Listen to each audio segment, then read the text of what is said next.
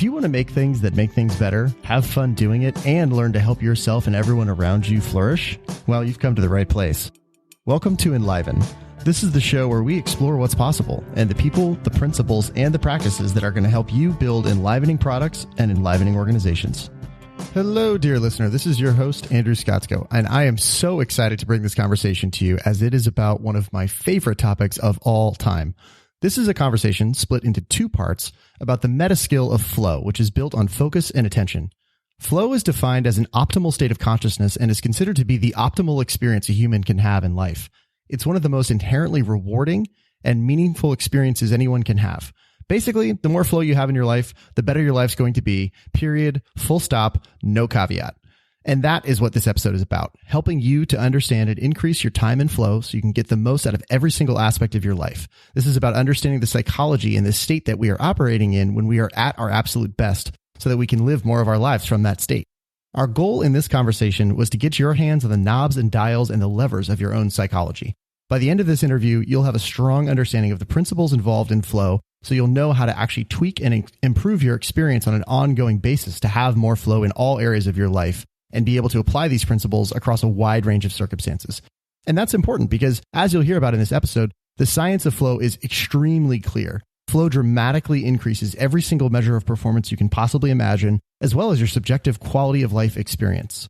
My guests in this conversation are Rian Doris and Conor Murphy, who are co-founders of the Flow Research Collective, along with their very well-known partner, Mr. Stephen Kotler. Flow Research Collective is a research and training company at the bleeding edge of flow research and applied cognitive science. They are leaders in the research on the neurophysiology of flow and help companies around the world leverage that research towards peak performance. They work with organizations globally such as Formula One, Deloitte, USC, UCLA, Imperial College London, and their work has been featured in very fancy publications that you've heard of, like Time Magazine, National Geographic, Forbes, Fortune, TED, Harvard Business Review, and so on and so forth. These guys really, really know their stuff. So without any further ado, please enjoy part one of this two-part conversation with some very cool humans, Rian Doris and Conor Murphy. I usually like to kind of start on more of a personal note, and then we'll sort of guide into the essentials, and we'll just see where it goes. But one of the questions I had for you, Conor, was I saw that you actually have a background in international development and economics, and that you worked, and I'm guessing this is how you got into like the data work you do now, but I'm curious if you could kind of tell us the story. But how did you go from writing grants for like sub-Saharan Africa economic development to being the chief science officer of the Flow Research Collective? Because that is like, those seem worlds apart. How did that happen? So how much time do we have? Let's keep it on the brief, and then we'll just see where it goes. Well, so actually, like I got into data science for a number of different reasons.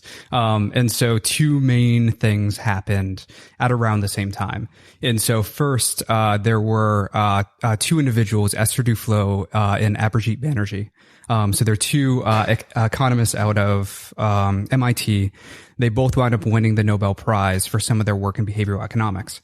And so basically, those individuals were the first people to apply the randomized control trial, right, which we know from pharmaceutical interventions, right, where you take two different groups of people, you give one of them an intervention, you give one of them, some sort of active placebo, and then you look at the difference between them. Their main innovation was they took that strategy and applied it to international development. And so if I go into sub-Saharan Africa, if I go into rural Kenya and I give this village this intervention, this village something else, and I look at the difference between them, that way I can start to validate the difference between different interventions. And so this was a paradigm shift in nonprofits. I mean, nonprofits are horrific at using data, right? And they're getting a hell of a lot better. A lot of the reasons why they're getting better is thanks to the Bill and Melinda Gates Foundation, because they're pushing randomized controlled trials harder than anybody else is. And that's been incredibly impactful. But I started to get more and more involved in this idea of, how is it that you use data to have a bigger impact in what you're doing? And so I was just really inspired by what was happening there. So I was actually on the other side of the equation from grant writing. So I was working for a foundation. I was working for the Rotary Foundation at the time, where I worked for about 3.5 years. And so I was evaluating different grant proposals, giving feedback for how they can modify that in order to be more impactful. And so my goal in that period of time was to use those best practices from these use, especially MIT researchers and one researcher in particular coming out of Princeton as well, to try and make those grants more impactful. And so I started seeing just how powerful data is when you're in those environments. And like there was a huge market gap at that point because nobody in nonprofits was using this particularly well, with the exception of Bill and Melinda Gates. And so that started to change more and more as time went on. But, still, obviously, when I talk to, friends at Facebook who are PhD researchers who are researching why when you start to write a status update and then you delete it, they're trying to figure out all the nuances of why that's the case, right? Like that's how advanced Facebook is. And that's only scratching the surface of all the different things that they're doing. And then nonprofits are sitting here doing some more rudimentary techniques. But that just got me incredibly inspired by how data can enforce human potential. And so like that set off a whole chain of events. That was one aspect of that journey. The other aspect of that journey is I became really interested in tracking data on myself and seeing how it correlated back to my mood and energy levels. And so like this is, a relatively basic quantified self project that, I've talked to a ton of people who've done very, very similar things. But I started tracking all of this data on myself. And then I was like, oh shit, like this is really insightful, but I don't have any statistics. I have no idea how to actually interpret this. I can plot some basic plots, but I don't know how to actually, interpret this in a rigorous way. And so as time went on, I started taking more and more statistics classes, started learning more and more advanced machine learning techniques. And then one thing led to another. And then all of a sudden I'm in this room with you guys where I'm, continuing to use data and technology to reinforce people's best selves, except for at this point, instead of doing this in the context of sub-Saharan Africa, I'm doing this in the context of, anybody who's interested in some level of peak performance. Wow. That is so interesting. Did you know that about him? I didn't. A little bit, like the last sentence, but not the first piece. I love that. Yeah, I love that. So interesting, man. Oh man. And I'm trying to remember the name of the book, but Rian, when I was getting ready for this conversation, I remember there was this book you referenced so many times in some of your other conversations that you said was like, when you talked about as a teenager, right? Like, you had the accident and that took you out like physically for years, and you were trying, everything under the sun to like just get back to normal basically and get your life back. And you talked about this one book, by Michael Said, I think it was. Yeah, Matthew Said. Yeah. Blink, I believe it was. Yeah, and I was just curious, like, what did that book do? Because you've referenced it, it clearly had a huge impact. What was that? Like, what did it do for you? So when I was 13, I'm not sure if you know this, I think. But when I was 13, I had a really severe head injury. I went down a 100-foot water slide that was basically vertically pointing at the ground. Did a somersault stupidly off the bottom of the slide, semi-rotated, and then cracked the top of my head off the concrete bottom of the pool. And you were in it was like Croatia or something? I was in Croatia, pre-EU, so the water park wasn't very well regulated or run. me and my brother were like going up to the top steps. There was like broken planks. We were like, there's something off here. This is weird, like 100 foot in the air. The wood is like rotting. Anyway, went to, so had that really, really severe accident. For the next year, had super bad amnesia. Couldn't remember the name of some of my close friends. Couldn't remember the name of my favorite band. Was totally debilitated. Missed a year of school. Went back to school, but still had really severe symptoms the year after that at age 15. And then found that book randomly in like this apartment I was living in on my own at 15 in Dublin. I don't even know whose book it was still, actually. Just there. To be honest. Yeah, maybe it was the previous owner or something. And just read it. And I wasn't even a big reader at the time. But he basically does a similar thing to Jeff Colvin in The Talent Myth, and tries to make a case against the idea of inherent talent of any kind, and argues that we are essentially just a product of nurture when it comes to our abilities. And I got like so obsessed with that idea. And the way I've described it previously is that it sort of like implanted a growth mindset and gave me this sense of agency. And oh my God, talent is not a fixed thing. It's not static. You can actually develop it. He straight up incepted you. Exactly. Completely. Inception right here. Yeah, exactly. Yeah, I remember like, at like 15, I would like purposefully try and get my friends to argue that talent was a thing, so I could like argue against them and convince them that it wasn't. I was so you were one of those. Yeah, and then you got a philosophy degree. Oh yeah, so now it's all making now it comes sense. in. He's like, come at me, come on. Yeah, come at me, right? Yeah, it's fucking bullshit. But I read that and then became obsessed with the idea that, oh my God, if you do things, other things can happen as a result of those things. So I started studying properly in school, started reading more. I read another book that was sort of similar to that, was The Monk Who Sold His Ferrari, which is a book by Robin Sharma. A super simple sort of stuff, but when you're first introduced to that whole world, it's like kind of revolutionary to realize that if you get a good morning routine, you feel better for the rest of the day. And these kinds of things. Yeah, exactly. So that was my intro to the whole world of like peak performance, self-development, personal growth, if you want to call it that, or whatever. Yeah. Yeah. And the rest is kind of history. So yeah, one of the things I was, really curious about, and we're going to talk a lot more about all these topics. We're going to go deep on flow and, performance and potential and exploring a lot of this stuff because it's so fascinating and cool. But one of the things I was really, and we're going to talk a lot about Flow Research Collective as well, which you guys have obviously, come together with Steven to start over the last about a year or so, right? Just coming up on a year, 11 months. Yeah. I mean, we worked together for a long time before that. But the company in its current iteration has been around for coming up on a year. Coming up in a year. Yeah. Well, first of all, congratulations. Thank you. Thank you. We made it. That's a big milestone. Year one is a big milestone. But I mean, one of the things I'm really curious about just is how has the level of understanding you all have developed around the ideas of flow and like flow applied to everyday life and work? How has that actually impacted your experience of starting this company over the last year? Like why, in what ways is Flow Research Collective? How would it have been different if you didn't know all the things you know right now? Right. That's a great question, man.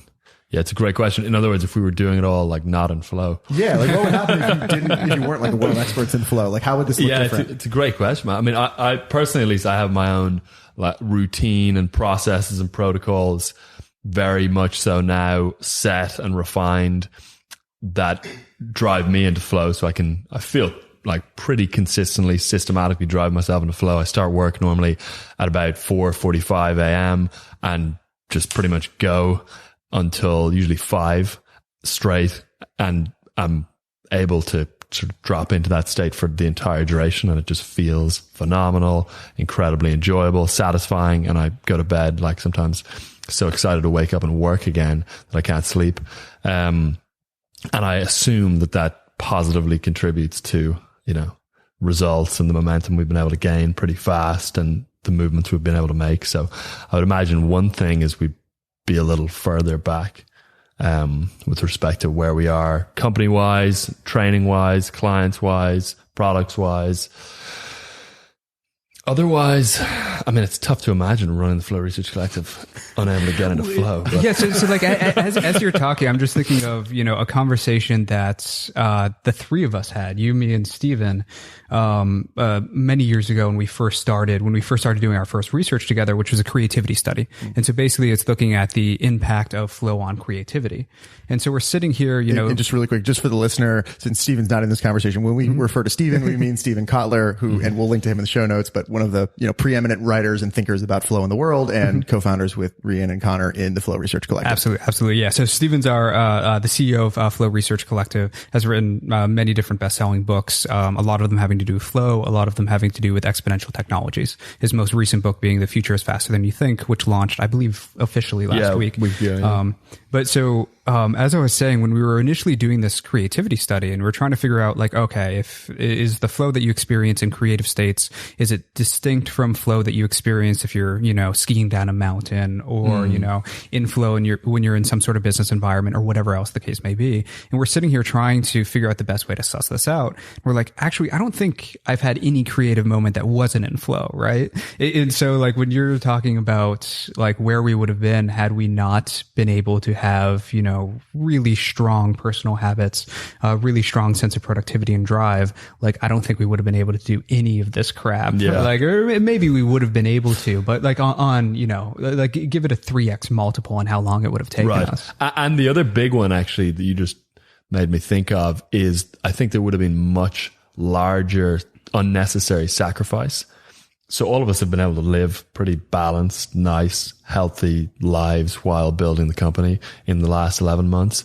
And I think, unfortunately, when people have slightly less robust habits and practices around peak performance, they end up sacrificing everything to get to the end result, their health, their relationships, everything. So because of it, I think we've been able to like keep other areas of life pretty intact while still making great progress. Right. And that balance is huge. I mean, like so much of what you see in, quote unquote peak performance is like the rah, like push yourself all the time. Yeah. But balancing that with, a strong sense of recovery, a strong sense of, the stuff that makes your life valuable. I mean, for Steven, it's skiing, for me, it's, skydiving.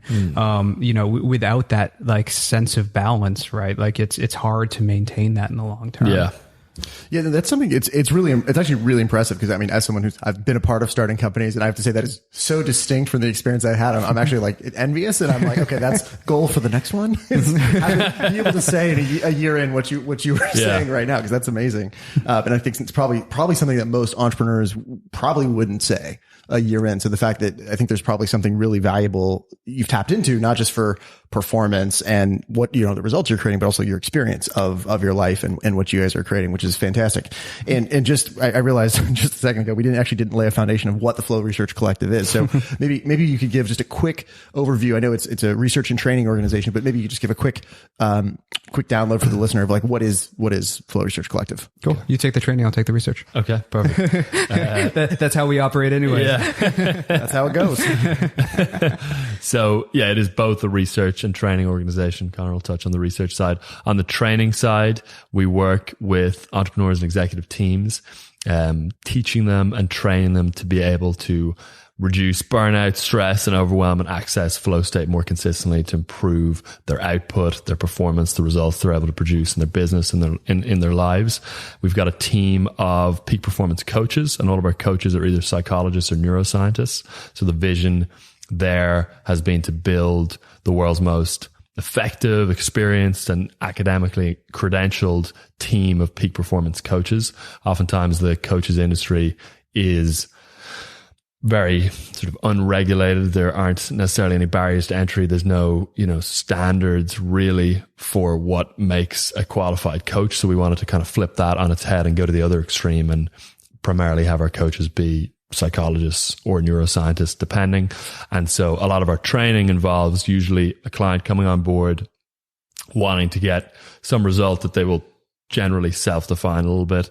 And we pair them with a coach. Coach works with them usually over an 8-week period to implement habits, changes in their own life, changes mindset wise that are going to help them be able to drive themselves into flow more consistently to get whatever results again they want to get. Whether that's, reducing the amount of time they have to spend working. Maybe it's being 10x as productive and working even more. Totally depends on the individual, but we just help them get to that end result. And I think one common denominator amongst our coaches is they're all very interested in positive psychology, right? And so they're individuals who are, oftentimes trained clinical psychiatrists, and they focus so much of psychology does on abnormal psychology, on the downside of human life. And they're all people who've kind of come together around this idea of, what makes human flourishing possible. And so their focus on that is one common denominator under all of them. And I think it provides a lot of rigor to a field that is squishy in a lot of ways. A little hand wavy. Exactly. Yeah. Like positive psychology can be that way, but also like the trend that we're seeing right now is towards life coaches. And with life coaches, it's in a sense, it's watering down a lot of what used to be the domain of clinical psychiatry. And so I think individuals who benefit from that, I think that's fantastic. But at the end of the day, there are a lot of challenges with that domain of, credentialing. How can you actually have science-backed approaches that allow you to, empower people to unlock their potential in some capacity or another? Yeah.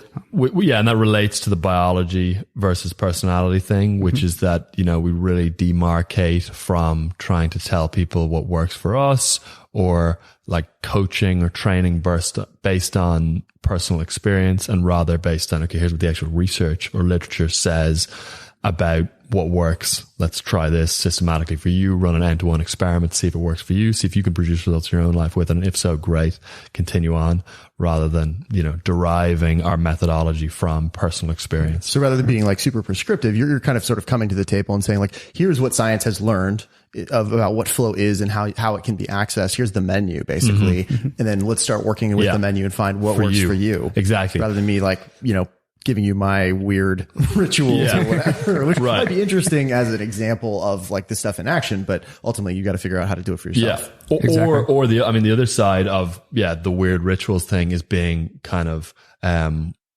blinded by science or constrained by science. So one of the phrases I love to use, at least with respect to the coaching, is that we want to be consistent with science, but not constrained by scientists.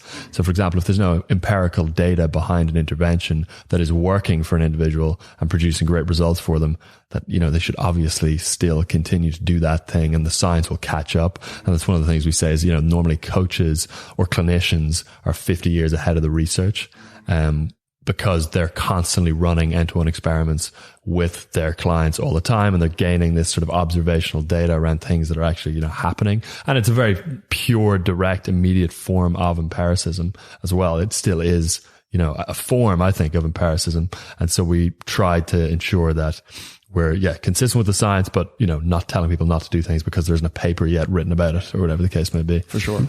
Right. And then in terms of the science, so, my background is more the science side of things, right? And so, one of, I guess, the tagline, to start with the tagline of the organization, right? It's decode flow, recode humans, right? And so one of the main things that we're trying to do is drill down from a scientific perspective deeper into what we understand about flow. And so flow dates back to the 70s when Mihai Csikszentmihalyi, the so-called godfather of flow, started publishing his research on what makes people's lives meaningful, what makes people's lives productive, and he, found this state of consciousness known as flow. And so a lot of the research that's been done in flow has been on the psychology level, right? So it's been on, what is the subjective experience of flow? How can we make different psychometric instruments in order to be able to assess flow? What are the different dimensions of flow, right? Is flow when you're in a group of people in a social setting? Is that different from if you're, an individual doing some sort of cognitive tasks? Like those were the domains of questions that were being answered for a long time. And so now we're starting to move more into the neuroscience of flow. And so what's actually going on in your brain and your body when that happens. And so how can we map this subjective experience to what's actually happening within your brain and your body? And that is an incredibly complex subject matter, as you would expect. I mean, so much of neuroscience, right? Like one interpretation of neuroscience is like the goal is to, solve the brain-mind problem, right? And so how can I match up your subjective experience with what's actually happening in the structure and function of your brain? So it's an incredibly complex domain. Flow intersects with so many different domains. And so, for instance, flow is an attentional task, right? When you're in flow, your attention is completely focused on the present. And so there's a ton of neuroscience research on attention, right? Flow is similar to meditation, but it's different from meditation. There's a ton of neuroscience research on meditation.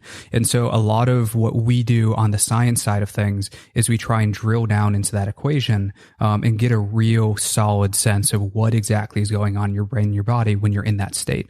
And once we have more of a sense of what's going on there, we know a lot of things. There's still a lot of things we don't know.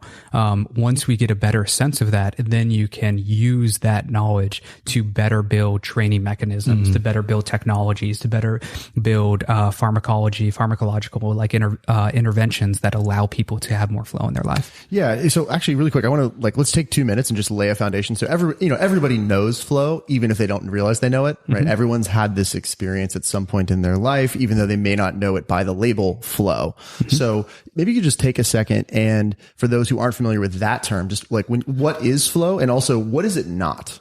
What are the misconceptions about it? Yeah. So let's start with just high level, what is flow? And then we can drill down into how to make that really personal and applicable to many people. Because one thing that I commonly hear is when I'm discussing, especially with random people that I meet, right? Because, I live in the Bay Area. Bay Area is an echo chamber, just like any other place like you might live. And so flow is a bit of a more, a common piece of the vernacular. But when I talk to people who are completely outside of that bubble, then they have these weird aha moments. They're like, oh, I've had that experience, right? I never had a language for it, but now I have a language for it. And so that's really exciting for me. But at a high level, flow is an optimal state of consciousness where you feel your best and you perform your best. And the easiest way to get people to click and know what flow is just imagine a time that time passed radically differently. And so maybe you got lost in a conversation and all of a sudden you look at the clock and it's 2 hours later. Think of like the car crash freeze frame effect, right? That isn't exactly flow, but it has that same sense of time distortion. And so those moments, right? The original research from Csikszentmihalyi indicates that like those moments are among the most meaningful, happiest moments that we have. And so the reason why flow is arguably the centerpiece of positive psychology is because those are the most meaningful, powerful moments of our lives. And so the goal of the company became, how is it that you decode these moments and how do you make these more accessible to other people? Because there's a science behind it, right? Like we know things about this. And because we know things about this, we can manipulate different parts of that process in order to get people to tap into flow. I don't know if you have anything to add to that. Yeah, there's a point there that I love, which is I kind of talk about it as a necessary paradigm shift you need to make to understand what we do as a company in the first place and what our goals are, which is the idea that you can take a state of consciousness, which flow is, reverse engineer it or look at, how it tends to occur, and then put things in place to systematically recreate that state of consciousness within your own life. So essentially you can train and tune your state of consciousness, which I think is quite a radical realization for a lot of people just in general. Exactly. And just piggybacking off of that, so really, really big picture, right? So like the entirety of your life, oftentimes the most meaningful, happiest moments are when you're in flow. But if we were talking about future thinking a moment ago, if you're thinking insanely future oriented with these things, right? Like what are 21st century skills? And this is something that, we talk about with some frequency, right? So like 21st century skills are like your ability to be creative, your ability to innovate, right? Your ability to do things that are at this point in time, uniquely human. Mm-hmm. And so like, that's the goal that we're like looking to accomplish is by using something like flow, you're training a state of consciousness rather than individual skills. Yeah. And like we are systematically awful at doing this. As a species, we don't know how to train creativity, mm-hmm. right? We know how to take a bunch of art school students. We know how to put them in the same room. We know how to put them in different environments that they might be a little bit more creative. But by and large, we don't have a systematic understanding of these things. And so education of the future will likely be more focused on how do I train you into a given state? Yeah. Much more so than how do I give you this discrete set of skills? Yeah, exactly. A nice way to conceptualize that, I think, is primary and secondary competencies. So a primary competency might be writing or coding or project management, but then you've got the secondary competency, which drives or influences the quality of the primary competency. Another way to think about it is like a meta skill, and that might be creativity, that might be flow, that might be an ability to adapt or learn or synthesize new ideas or think critically. And so in that respect, we're focusing on a secondary competency that drives and enhances all of the primary competencies or specific skills or things you do in your own life. Yeah, flow seems like it's one of those really interesting things because not only does everyone know it, it's that thing that we're all addicted to without even realizing we're addicted to it. Like, I think about as I was getting ready for this conversation over the last couple of weeks and thinking about flow, and you start to see it everywhere when you start looking for it. Mm-hmm. And one of the things that stood out to me or struck me was I'd be having conversations with people, and they would just, I would ask them, how's your day going? Or, we would get into a conversation about something they loved, and it would be really interesting to think about like, why do they love that? Like, so, I was talking to a friend and she just loves yoga. I mean, like loves yoga. And I was just like, oh, like, what is it about? Like, what does yoga like do for you? Like, what is it about it that resonates with you so strongly? And she starts describing and all these sorts of things. And I realized in the middle of the conversation, yeah, yoga, she likes yoga, but the reason she likes yoga is it's her doorway to flow. Yeah, like, exactly. We fall in love with the doorway, but we think we love the doorway, but what we really love is what's on the other side of the door. A way I love thinking about that is that like people do things for the state that they get into when they do those things, but the state is activity or task independent. So the reason a surfer will get up at 4:30 a.m. and drive 4.5 hours to go catch some waves is because of the state of flow, usually, or whatever the state may be that they can drop into when they're on those waves. But when you can then take that state, deploy certain practices and habits and protocols that can drop you into that state in any activity, then you get the same effect and the same draw to that other activity. So for example, if you can learn how to drop into that same state that you're in while you're surfing from a neurophysiological standpoint while you're working, then work can begin to have that same like pull and draw and desire and excitement around it. Yeah. And that's what you can do when you can reverse engineer flow and then, you know, learn how to recreate it. Right. And the more flow that you have in your life, it draws out, you know, the technical term is an autotelic personality, right? It's a person who does something for the sake of doing that thing, right? And so if you like really like drill down on your friend and be like, okay, but why do you do yoga? But why do you do it? Why do you do it? You know, eventually you'll get like, you know, I do yoga because I like doing yoga, right? Like you get to this point where like it's self-referential and it's like, oh, that's the autotelic personality speaking, right? That's like I don't know why I do this thing, but I drive a tremendous amount of value from it. And I can talk about like this in terms of flow and say like, oh, I want to get as much flow in my life as I can, but why do you want more flow in your life? It's all because I want more flow in my life, right? And so like when you have a lot of flow in your life and you continue to go down that path, the reason why you do it is because you like doing it, right? And so like flow creates this sort of autotelic personality over time because, you know, if I think of my own personal development, you know, I was very logical and rational, you know, for an extended period of time until I started having more and more flow in my life. And then I started doing things more just because I wanted to do the things, right? Right and there like, with you. Exactly. and like we were talking about entrepreneurship earlier, like, you know, that's like, you know, the quintessential entrepreneur. Like, why does the entrepreneur go and create another company, right? It's not because they need the money, right? Like if you look at the stats, right? Entrepreneurs like in general do not make more money, make less money than, you know, a salaried person who's, you know, continuing to like move up in their career. And so like you don't do the thing because of the reason why you think you do the thing. You do the thing because, you know, it has a certain level of seduction for you. And if your mind operates in that way, then odds are you have this thing called an autotelic personality, which is a fantastic thing to have, especially if you're an employer. If you're an employer and you want productive employees, you want people who are autotelically motivated because they're going to be driven and they're not just going to be, you know, punching the clock. So this is like the core of intrinsic motivation, right? Exactly. Yeah. And it also related to that, I think, is the ultimate competitive advantage. You know, I think it's impossible to compete with someone who is pulled into their work like that and has that, you know, end in itself flavor to what they do. If you're having to, you know, draw on willpower and sheer discipline alone to get things done, there's no way you can compete against someone who's just like pulled through it and so like strongly autotelically driven. And I often think of video gamers as analogous to what you can get into with a flow state. Like a video gamer exerts effort sometimes for, you know, 12 hours straight. And there's no inherent difference really. You know, they're using cognitive faculties, they're spending time focused on one thing, but they're able to do that effortlessly. But then why, when it comes to sitting down to try and do their email or work, is it's so tough and an hour feels like, you know, endless amounts of time. But they were exerting effort technically in a very similar respect while playing video games. Oftentimes they're solving harder challenges, they're doing more challenging things, but it's because, again, they're in that state while video gaming, but not able to get into that state while in work. And so, but when you can relay that into other areas, you can just, I think, like rocket ship off. For sure. And I think a lot of this, we're going to kind of lay a foundation here, and then really where I want to spend a lot of the conversation is exploring some of the ways people can do this. Like, I want to talk more about like developing that sort of, I think you've called it flow proneness, and then how people can start to map this into their lives more.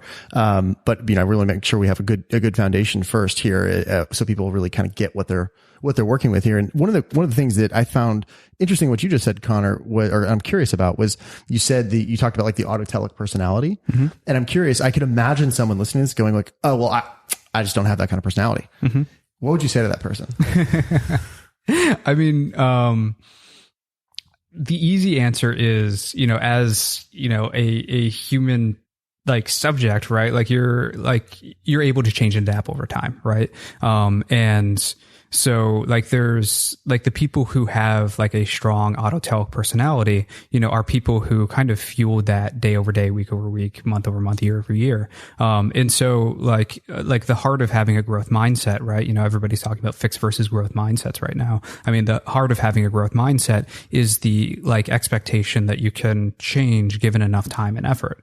And like that's at a high level, that makes a lot of sense, but like really drill down into what that means. It's like, like you can change like some of the most like essential parts of the way that you function given enough time or effort. That doesn't mean it's easy, right? Like just read the Buddhists, right? You know, for the Buddhists, like, you know, the hardest thing, like the heart of, you know, human suffering is the fact that change is hard, right? I mean, that's paraphrasing slightly, but that's the sense of it, right? And so like, you know, change is exceptionally difficult, and it's one of the hardest things, if not the hardest things you can ever go through as a human being. However, like you are free as a human being to change these different types of your personality and these different foundational types of your aspects of your experience, given enough time and effort. And so should the autotelic personality be something that you're shooting for? I'm not sure. That's a really big goal, and I think that's really hard to achieve. But should the goal be like, hey, I want, you know, a 10% improvement to the amount of flow that I experience on a weekly or monthly basis? I mean, that's a totally like, you know, doable, actionable goal. And then as time goes on, you're slowly going to cultivate that personality, whether you like it or not. And it's crazy seeing like one thing that really stuck with me is, so one of the reasons why I'm in this space is because I read Stephen's book, Rise of Superman, many years ago. I forget how many years ago, maybe 4 or 5 years ago now. And that book is about flow states in action and adventure sports. And so the main thesis of the book is that in no domain other than in action sports have you seen evolution as quickly. And so he goes through a number of different action sports. Let's take big wave surfing. So the amount of time it took us to go from surfing 10-foot waves to 30-foot waves, it's just astronomically small in the grand scheme of things compared to any other domain of human activity, right? And so I became very inspired by this, and this convinced me that I should start skydiving. And so I went on one skydive, loved it, went through a Chicago winter. I was living in Chicago at the time, couldn't stop thinking about it. And then, you know, as soon as the season started the next year, I went and got my license, and it became a whole big thing. But when I first got my license, I'll never forget what one of my coaches said to me, which was, you know, I was, you know, incredibly thankful because he had worked with me like extensively, and he was just like really excited about working with me. And I just got a lot out of that relationship. And so at the end, like I was, you know, thanking him for all this, and he's like, no, this has been my pleasure because I just made one more person I can skydive with. And it was the most interesting fucking comment because, you know, this is somebody who, you know, lived far away from where that airport was. And so, you know, he's, you know, driving out there every weekend. He's somebody who, you know, was incredibly frugal, yet he was, you know, partaking in what's arguably the most expensive sport and hobby you can do outside of motorsports, right? And so he's putting so much time and effort into this, and he's doing it just out of, you know, the fact that he really likes doing it. And like his reward for all of this was like, okay, great, I have one more person I can do this thing with. And like that extent of that like autotelic personality is something that always stuck with me, and I've always just had a tremendous amount of respect for. But it's not like he was born that way, right? Like, you know, odds are that this was something that was cultivated, you know, weekend after weekend of like doing the thing that he loved, and then slowly he developed these personality traits that allowed him to, you know, continue to not only do that thing, but also, you know, allow other people to have access to that thing that he loved. Yeah. No, I love that idea because I find it so revolutionary, just that simple concept that like, we not only can you change that we've proven now through various domains in neuroscience that you can change some of your most fundamental aspects, like your intelligence, right? Which seems for a lot of people like a really fixed thing. It's like, no, you can actually change that. But then even relating to that is this idea of what you just described, which is that I think one of the big misconceptions, I think Rian, we were talking about this, I don't know, a week ago or something, but the idea, this misconception in our culture that passion is this thing you just like uncover. You know, like you're just going to open the closet one day. Oh, holy shit. I misplaced it. It was just sitting there the whole time. But like what you just described it was built. Right. Like you started with this spark and you fanned those flames and you engaged with this topic. And over time it became like, you love this thing. Exactly. And it's amazing. Like, I don't know if I look at like where I was, like take skydiving, right? Like my first year of skydiving, I mean, it was, incredible. And I absolutely loved like all different dimensions of this. But it only scratched the surface of what I did the season after that, which only scratched the surface of what I did the season after that. And then I got into base jumping, and then I got into like all these other domains that like were incredibly exciting. And I was, skydiving at places that I just felt were like the coolest places to skydive on earth. And so like you continue to scale those things like time after time, but like that long-term thinking is absolutely key. And this is one of like the main things that I oftentimes talk to people about when they're first getting involved in flow is like sometimes they'll be like, oh, I had kind of a flow experience where like, I had this interesting conversation with a colleague, the other week. And, my recommendation is always like set your sights insanely high, right? So like take a huge step back and be like, okay, over the course of my entire life, what were some of the deepest flow experiences? What were some of those most powerful experiences? Like what were the main contributing factors to it? Because oftentimes when people think about flow, they're really thinking about microflow. And so I think one common misconception is that, microflow is flow, right? And microflow is one part of flow, right? So what's the difference? So think of flow as a spectrum, right? And so if, like one common microflow experience is, endurance running. So say you've been jogging for 20 to 30 minutes. That's normally when you start to feel some sense of flow, right? So you start to feel much more in tune with your body and your surroundings. Your mind is wandering less.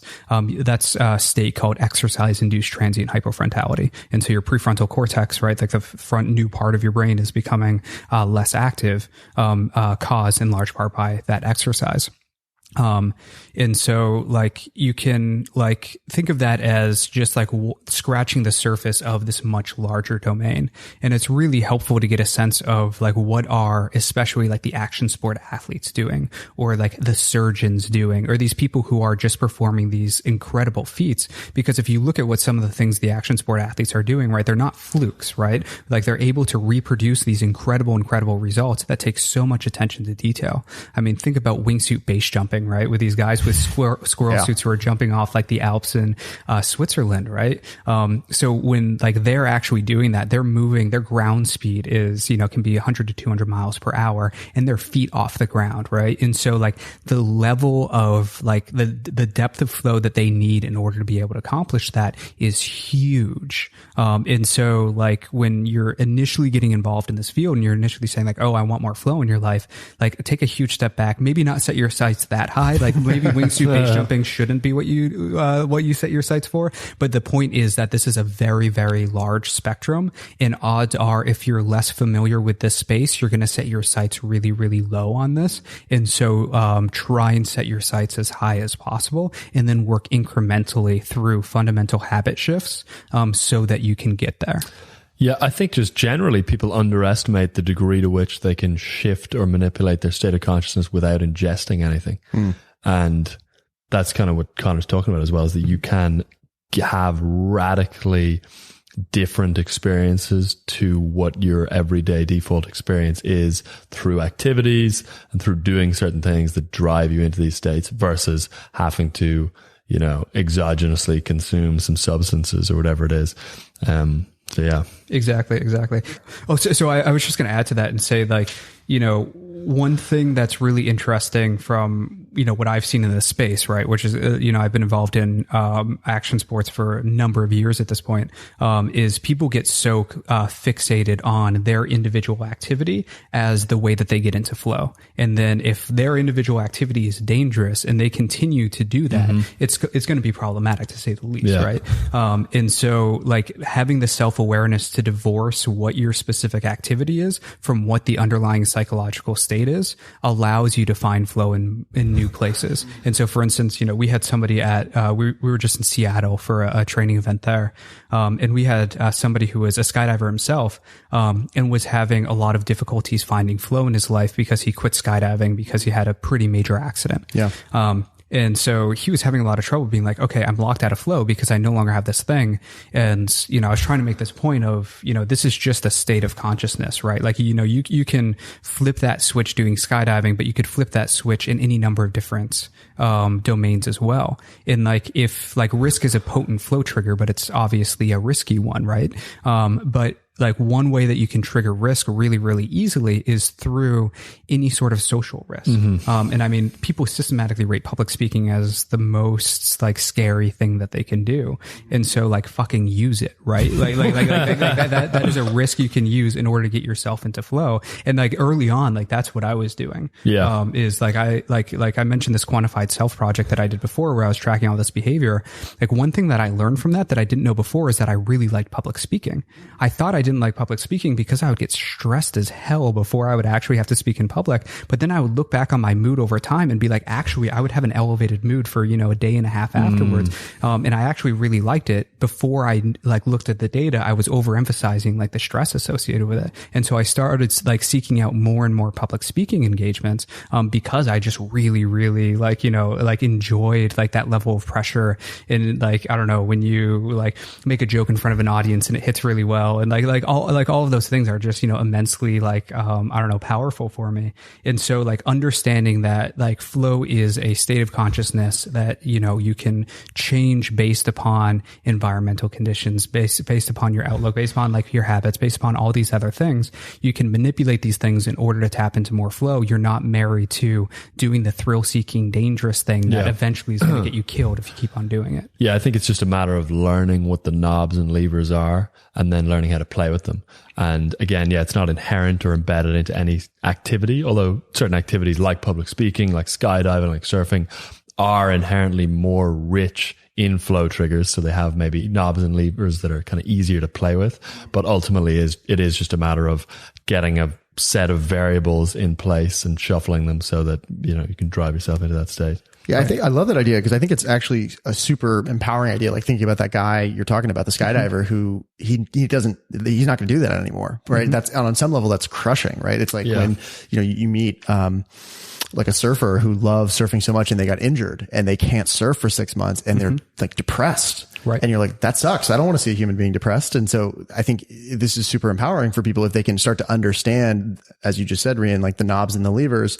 What can I, you know, how do I get my hands on this thing so I can make my whole life better, right? Because if flow, from what you all are telling me and what the research shows, is not only an optimal state of consciousness, it's like somebody asked me the other day, they're like, cool, flow. Yeah, I know the name, but like, why do I care? It's like, well, you can care. I can think of at least a couple of reasons. Like reason one, you're going to feel the best you feel. Reason two, you're going to perform at, you know, take any performance metric or measure you want. It's going to go through the roof. And, number three is it's, you know, it seems like these are pretty reliably the most meaningful, rewarding, inherently rewarding experiences of your life. It's like, you fill your life up with that, you're going to have a pretty good life. Right. Exactly. Exactly. Period. Your life's going to just get better. Full stop. And so it's like, all right, I think it's really exciting for people to start to, and that's what I hope we can get in this conversation, is to hand people some of this understanding and the things they can do in their lives to have more of that. Right. Yeah. It was funny. Like, Stephen called me a number of months ago and it was like the most interesting conversation because we were talking about our newest training program. And like Stephen's question was, what is it that you know now that you wish you had known, you know, years ago when you kind of started, you know, incorporating more flow in your life? And so like part of me for being totally esoteric, but like the response I gave was, you know, like what I wish I had known at a much earlier age was that A, you're a programmable person, and B, you're the person who gets to do the programming, right? Like that's the weirdest fucking thing about being human, right? Is like you're programmable, right? Like you can change over time. And reprogrammable. And reprogrammable, exactly. And you're the person who gets to like decide the fate of that. And so if you like that's kind of like a really esoteric way of like saying it, but like if you kind of keep that back in mind, then, you know, it doesn't matter whether you're doing skydiving or anything else, you know, you can find your way back into that state. And like the conversation back in Seattle with that guy was really interesting because like there was a palpable sense of anxiety from like, what the fuck do I do? Right. And it's like, well, you divorce your psychology from like that particular activity. And that's not easy to do, especially like, you know, if you're doing skydiving, right? Like you're just getting this fucking blast of like neurochemistry, right? And it's a highly, highly addictive neurochemistry. But you can duplicate this in any other different domains. And so there have been times that my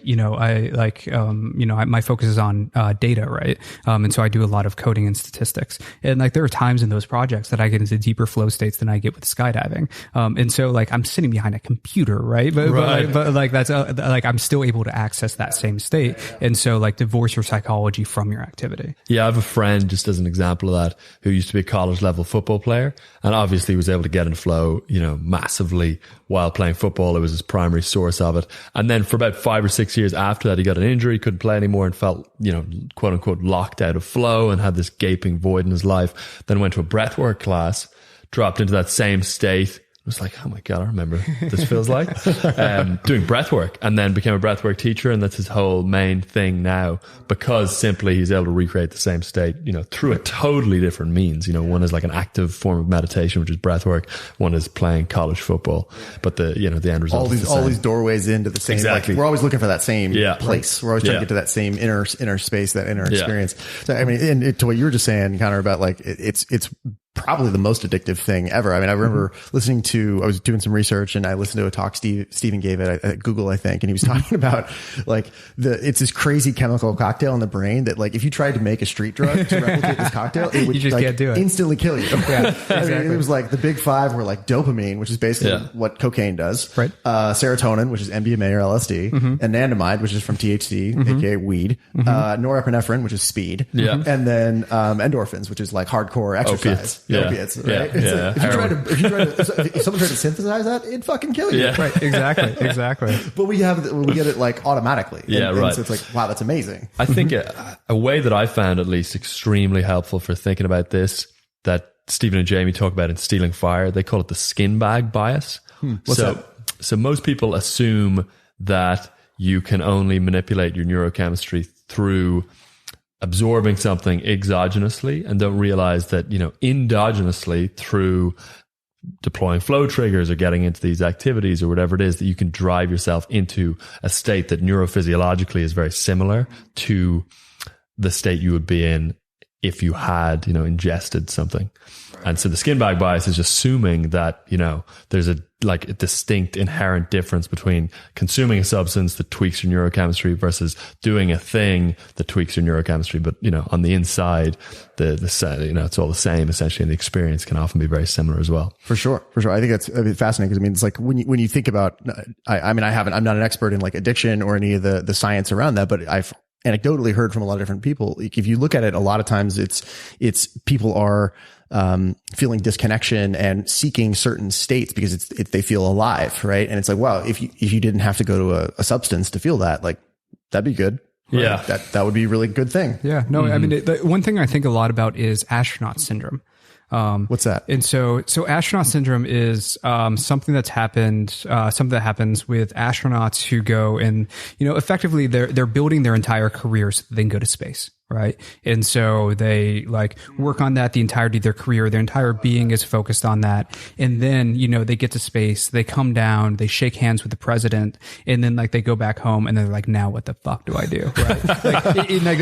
And so like the rate of opiate addiction amongst astronauts who have returned from space is just off the charts. Wow. Right? Yeah. And you see this with like, especially impact sport athletes, like, right. Like if you see this with NFL players as well, where it's like, oh, I did the sport. Now I'm no longer doing the sport. What do I do? And so it's such like an important thing to be able to first recognize that that's a thing, right? Anytime you get involved in any sort of peak states, you're like, okay, great. I found like this peak state and it's wonderful. I got this through skydiving. I got this through whatever. And then now that I have to deal with my default okay life, like I'm bored, I feel locked out of something. And then like people get into trouble, right? People get into substance abuse. People get into cults because of this, because maybe a cult is the only way that they can get back into that state, because effectively because effectively what cults are doing are they're manipulating a lot of this chemistry in order to give you a sense of, peak states or flow or community or whatever it might be. And so they get into all sorts of problems. And so part of it is just like a self-awareness, like you need to know that, your psychology is independent from these different things. And then not only will you be happier long-term, but you can avoid some of these pitfalls, which, include substance abuse and cults and whatever else. Yeah. Sebastian Junger in his book Tribes talks about the same thing happening to a very, very severe degree with soldiers. soldiers where they come back from war and they're just, again, have this gaping void in their lives because they were in such a deep, immense state of flow that also had belonging and things like that all intermingled in it while at war. And they literally would rather be, horrific war zone with the risk of death because they're able to be in that experience than be at home and kind of locked out of that experience. So again, related to what you're saying, it's extremely important, I think, for people to have multiple access points in their life that are risk-free. So for example, you need a cognitive route into flow. Oftentimes it's good to also have a creative route into flow. You want an embodied route into flow, like skydiving. But, Stephen even was talking about the fact that he was on the phone with Mihai Csikszentmihalyi, who's the godfather of flow and kind of coined the term and did the original psychological research, and he recommended to Stephen that he take up piano because in his older years, when Stephen's in his late 70s, early 80s, and maybe he will be skiing, but I don't know, it's not definite. So he needs another gateway into that same state. So Stephen's taking up the piano just so that he can drive. Really? Yeah, so that he can drive himself into that state up to, his very, very late, much, much later years. Good for him. So it's important to have. Exactly. And just to add to what you said, a social way of getting into flow as well. Right. And so I think that's something we normally discount is oftentimes our model for somebody in flow is, an individual who's hucking it in some capacity. And that's not necessarily the case. So a lot of people that we find within the people who, are within our larger group, are very, attuned to social flow. Yeah. Whether that's, managers who are in meetings or whether that's just individuals who are, a little bit more on the social butterfly side of things. Yeah. So let's, we've used this word a lot, flow trigger, and I want to actually take a second and talk about those. What is, so for the listener, what is a flow trigger? And let's talk about some of the common ones so they can start to understand kind of what's on the menu. Yeah, so maybe I'll start with the 80-20 rule. And so what gives you the biggest bang for your buck? This is a concept that people normally get right away as soon as you talk about it, but they don't necessarily associate it back with flow, which is the challenge skill balance, right? And so that's the so-called golden rule of flow. And so if you imagine, your level of challenge that you have at any given time and the level of skill you have at any given time. If you have too much challenge and not enough skill, you're going to be overwhelmed, right? You're going to be in this anxious state. If you have not enough challenge and too much skill, you're going to be bored, right? Because you're better than that. And so flow happens at the midpoint between those two things. And so there's the so-called 4% rule. The 4% rule is kind of hand wavy. But think about it like the amount of challenge that you have should be just above your current skill level. So some people put this at about 4%. How do you really quantify it? That's a nebulous thing, but it's directionally accurate. And so generally you want a little bit more challenge than the amount of skill that you have at any given time. And not only that, but as you get more and more skilled over time, the amount of challenge and the amount of flow that you need or the amount of challenge that you have goes up, obviously, but the amount of flow that you give goes up as well. And so you can imagine if you have the perfect challenge skill balance and you're playing Tetris and you don't give a fuck about Tetris, right? You're not necessarily going to be able to find flow with that. But as you are in a domain that you're much more proficient at, you're going to continue to find more and more flow as your skill level improves over time. Right. Yeah.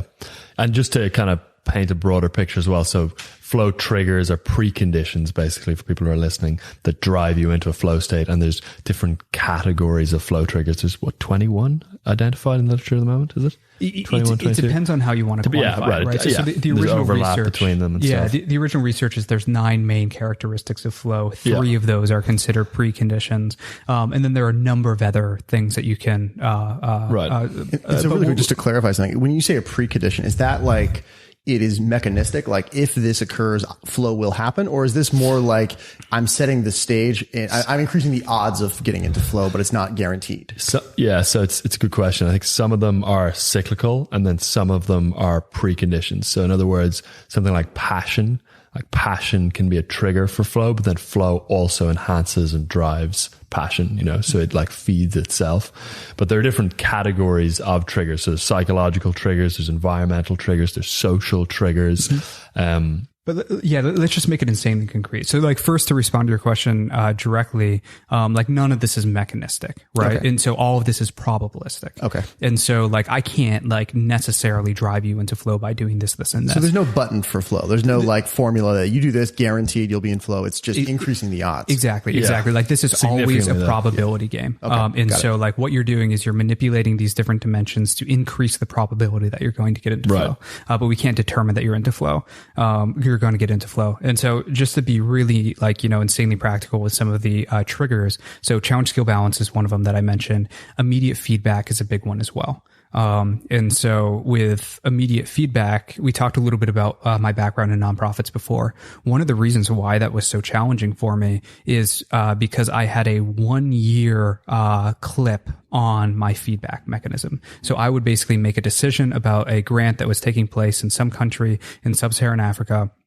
And then 1 year later, I'd get a report back. And when I got that report back, maybe I would remember that grant, possibly, but I would never remember my decision-making process. Maybe I'd go back and take a look at it.